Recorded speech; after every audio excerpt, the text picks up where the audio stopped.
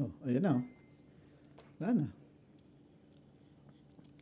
Inubos na lang ang aking mga guess, oh. Sarap. Ubos. Taob ang tahong namin. Ayan. Ba? Ito, may natira pa konti, oh. Para sa inyo na to. Ilan to? 4. To, bahala na kayo dyan. Mag-hati-hati na kayo dyan, ha?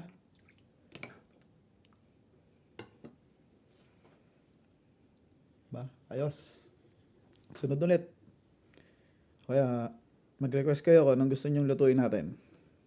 Para susunod, maluluto natin yan na isang mabilisan lang.